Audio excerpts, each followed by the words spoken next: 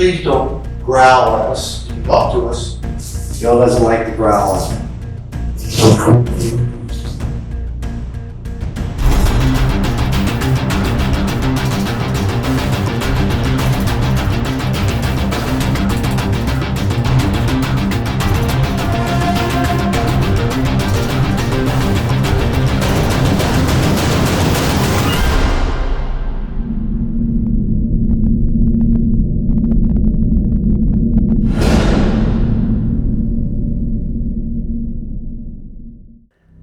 From the outside, it appears to be an old 3-story home set in the very center of Crown Point, Indiana. But on the inside, it is a labyrinth of 300 cells, narrow corridors, and even an open floor that reminds me of a cabin at summer camp.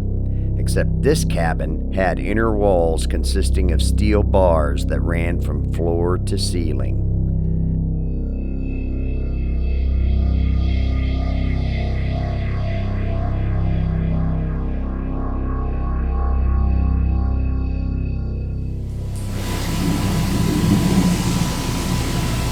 I hope we got that. Huh? I hope that got that. What? You just heard it? Look, this is, my hair don't usually stand up. Yeah, my hair's going up. Yeah, look at this. Bill and I are just back to talk. Yeah, you mean no harm, so please don't growl at us. You can talk to us. Joe doesn't like the growling. You know, that was, I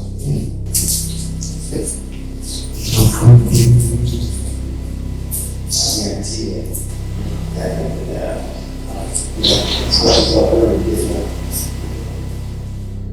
I decided to start the investigation using Gary Galka's APFD device.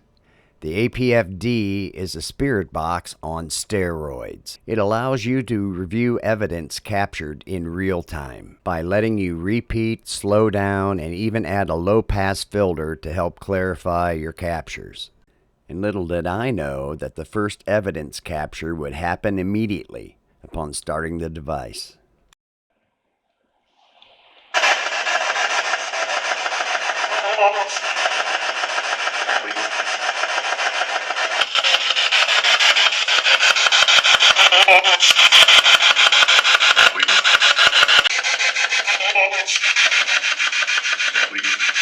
I think it's saying move on, leave.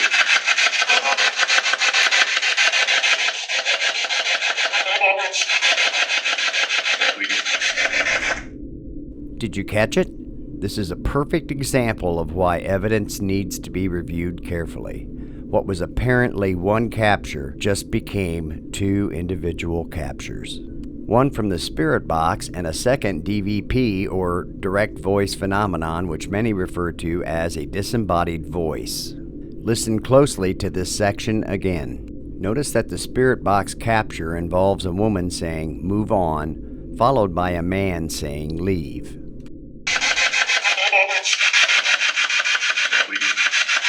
After I say, I think it's saying, "Move on, leave," you'll hear a man's voice come through saying, "Move on," followed by the spirit box capture again. I think it's saying move on, leave.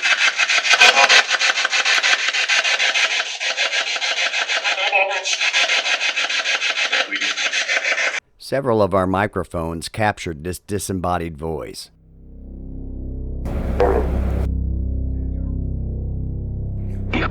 I believe it just said Barry. Can you say hello to Bones? yes. Dude? That's Bill. Can you say hello to Bill? Can you tell us your name? Any one of your names? Can one of you come up here and tell me your name?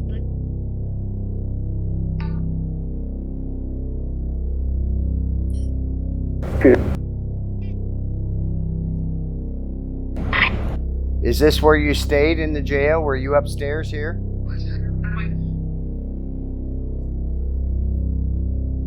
Did you like this room?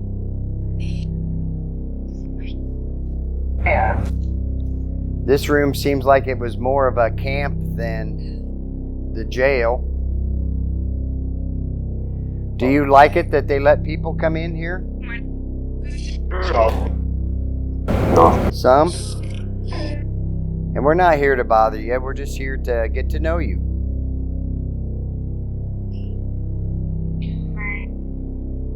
Can you tell us why you were here? Why you were in jail?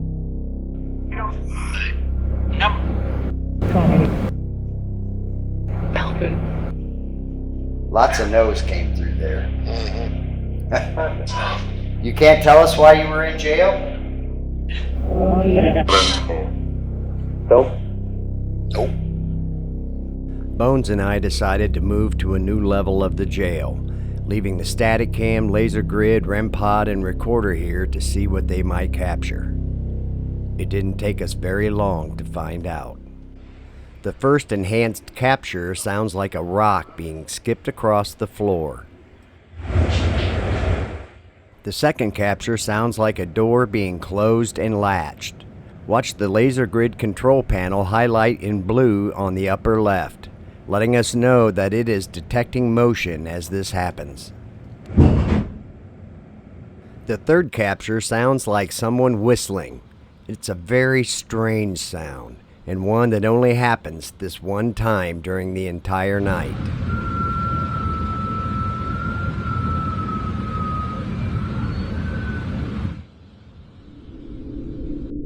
Bones and I headed down to the second level where in 2009 they had filmed the movie Public Enemies featuring Johnny Depp. Recently, it is believed that during an investigation, someone either opened a portal or cast a spell in this solitary confinement cell, letting something evil or negative into the jail. It seemed to be contained within this cell, though, and I wanted to find out what it was. I'm in a solitary confinement cell right now, and I can tell you that it is getting very chilly in here. Trying to make communication with something that supposedly came in here. Show you the devices I've got on the floor. Got the Paranormal Puck 2 and the Paralight Plus. This is a solitary confinement cell here. Not much to it.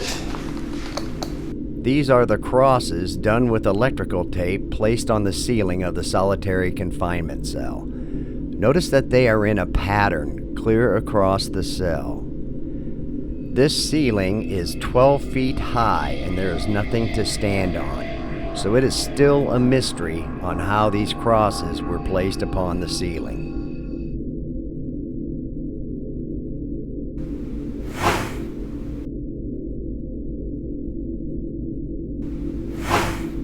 Are you in here with me?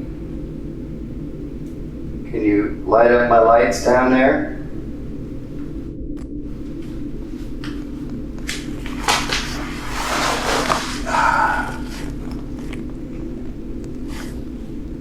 Let's see if I can put this on the floor. Keep everything in view. I'm going to try using the Paranormal Puck. There you go. I'm going to try using Paranormal Puck 2 and reach out. Hi, thank you. Cesium. I have no idea what that is. I'm gonna ask, what is your name? Crossover. Crossover. Did someone cross you over to this location? Us. Us.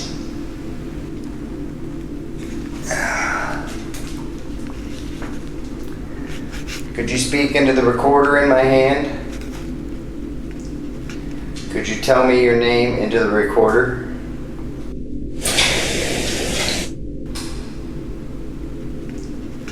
Could you tell me your name into the recorder?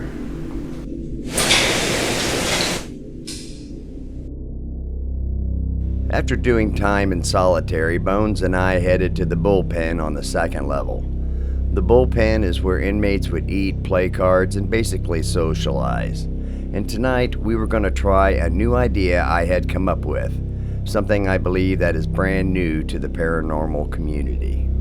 As investigators, we go into buildings expecting the spirits to perform for us. Tonight, I was going to turn things around. As a former professional magician and mentalist, I thought it might be interesting to try to entertain the spirits. I chose a little piece of mentalism using cards that would not only entertain, but actually encourage the spirits to interact with us. I also asked Sandy and Jackie, two of the volunteers here at the Old Lake County Jail, to help us by participating in the experiment. As we readied for my performance, we found there was no lack of activity here in the bullpen, as captured by the Paralight Plus, a new form of K2 meter. I'm gonna put a recorder up here too, Bill. Bones. You see that? Yeah. Are you getting it? Mm-hmm. Good job. Bye. Thank you. Thank you. Not only did we capture activity on the Paralight Plus, but Bones had his own up-close and personal experience with one of the spirits here in the bullpen. And I'm sure if Bones would have heard this with his ears at the time, it would have caused every hair on his body to stand straight up. But instead, the spirit decided to leave a little EVP on his camera microphone. Check this out.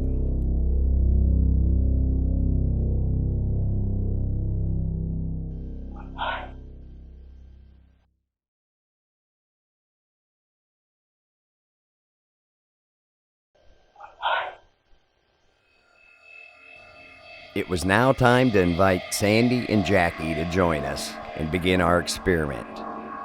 This is for you, and we want you to participate, okay? I've got a recorder running.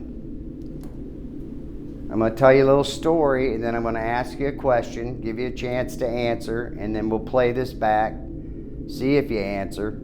If you don't answer, one of you girls can answer, okay? Okay. All right. Now this goes for all you guys, plus you ladies. Now I want you to imagine that those are 4 cards from a blue back deck of cards. Now that shouldn't be hard to imagine either, because there are exactly 4 cards and they're blue back cards from the blue back deck. What we got to do is give you some choices.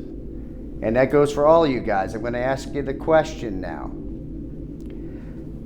I'm going to invisibly remove 2 of the cards. Did I take the reds or the blacks? I'll give you 30 seconds to answer, and then we'll listen to see if you answered. Did I take the reds or did I take the blacks? Now while they're answering, you girls can, in your own imaginations, which one that I used. 10 more seconds. The reds or the blacks?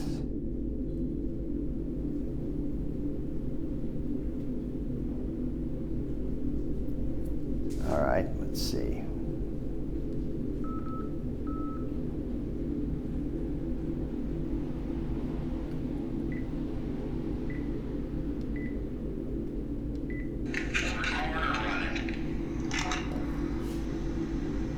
Seconds. The reds or the blacks?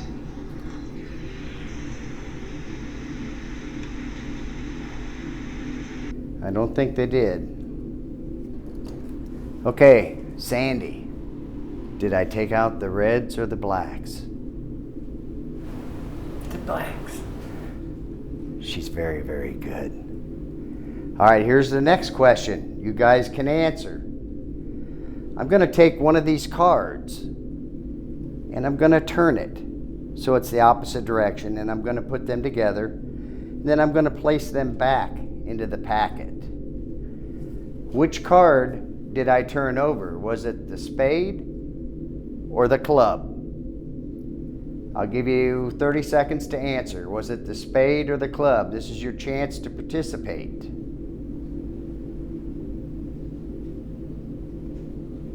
Meanwhile, you guys are thinking. All right, let's give it a listen. Was it the spade or the club? This is your chance to participate. Did you hear something? I thought I heard club right after you said this is your chance to participate. That was really. It was either an intake of breath or Which card did I turn over? Was it the spade or the club? I'll give you 30 seconds to answer. Was it the spade or the club? This is your chance to participate.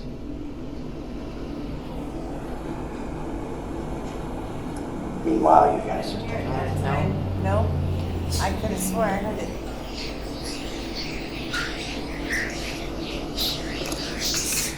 I swear there's talking. There is.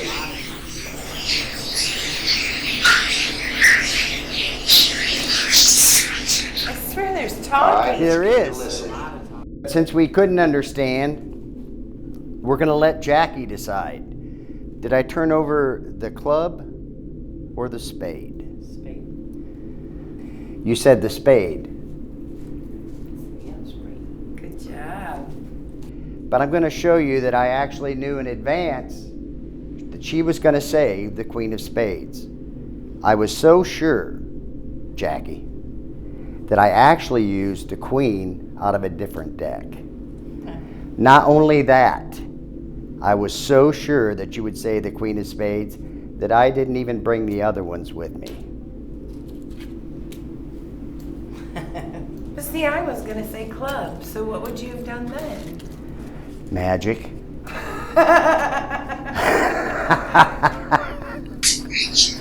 Thank you, girls, for participating. If there is anybody in here that thinks he just totally cheated, say something right now on the recorder for us. Do you think I cheated?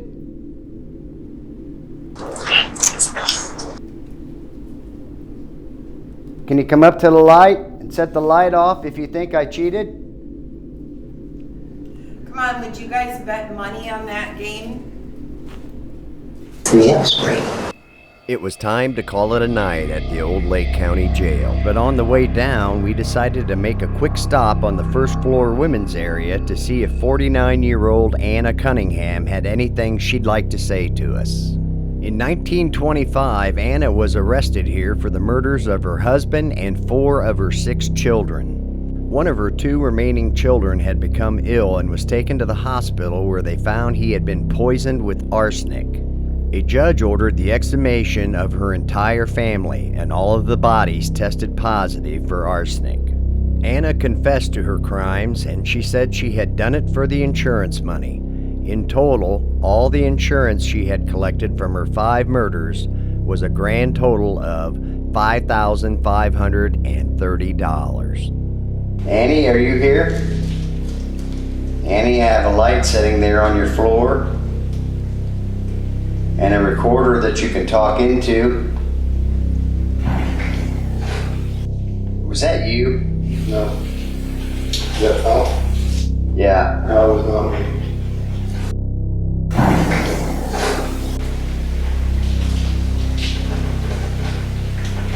Alright, what's the matter with this static camera? The IR light came on and off. The one we got out here? What about it? It's coming on and off. It's intermittent.